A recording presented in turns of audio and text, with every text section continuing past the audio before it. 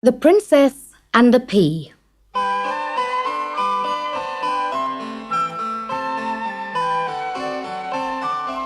Long ago, a young prince lived in a far-off land, but he was not a very happy prince because he couldn't find a real princess to marry.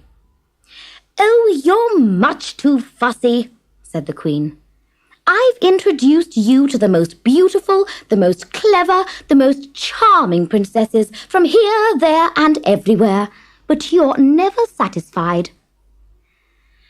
"I'm very grateful to you, Mother," the prince replied, "but a real princess is very rare. I'm sure I'll find her one day." In his heart, he knew that somewhere, sometime, he would meet her. He would never stop searching. "I've met many girls who call themselves a princess," he said. "The whole world calls them princesses. Some are very beautiful, some are very clever, many are very charming. But my princess will be all these things and more." For a year he sailed around the world in search of his perfect bride. He visited palaces in Persia and Peru, castles in China and Spain, but he did not find the face he was looking for. When he returned to his own country, sunny summer was darkening into cold, grey winter. One night, not long after his return, there was a terrible storm. Thunder roared, lightning flashed, and the icy wind crept in through every window and door in the palace. The prince had gone to bed to keep warm, while the king and queen sat downstairs reading. The old king shivered as he pulled his chair closer to the fire. "I'm glad I'm wrapped up here in the warm. I feel very sorry for any of my subjects who are caught in this awful weather." "Nobody with any sense would be out on such a dreadful night," replied the queen. Hardly had she spoken when they both heard a knock on the door, and then again, even louder. The king hurried to the hall. He drew back all the bolts and with a great heave pulled the door open. A gust of wind blew freezing sleet into the hall, and a flash of lightning lit up the porch. "Brrr," shivered the king. And then, peering into the darkness, "Well, bless my soul! Who are you, my poor girl?" There, with the storm raging all around her, stood a pretty young girl. Her dress was soaked through, and her shoes were covered in mud. Her long golden hair hung in damp ringlets round her shoulders. "I'm a princess," the stranger replied, her teeth chattering.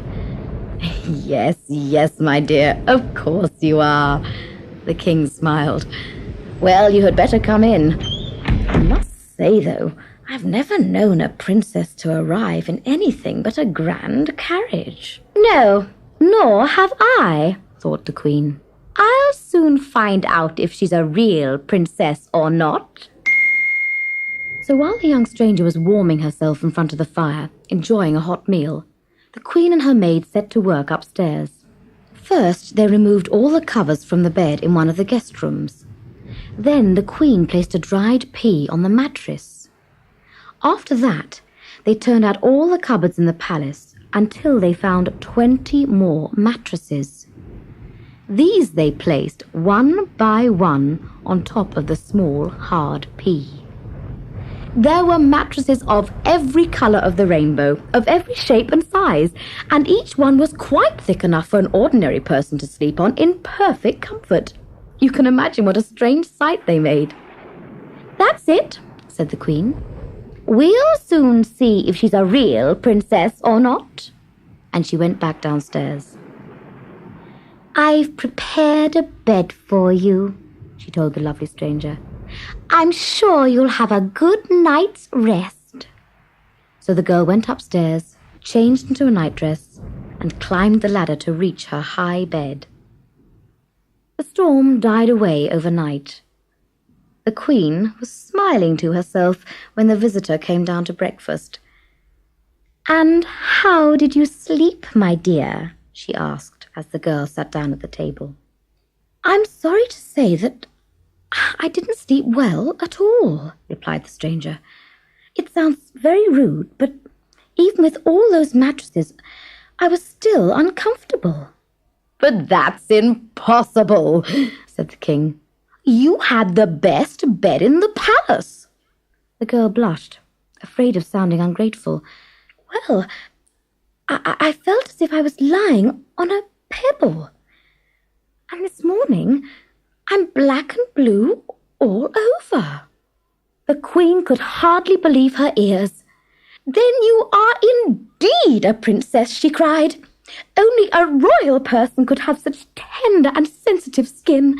Only a real princess could feel a dried pea through 21 mattresses." That was exactly what the prince thought too.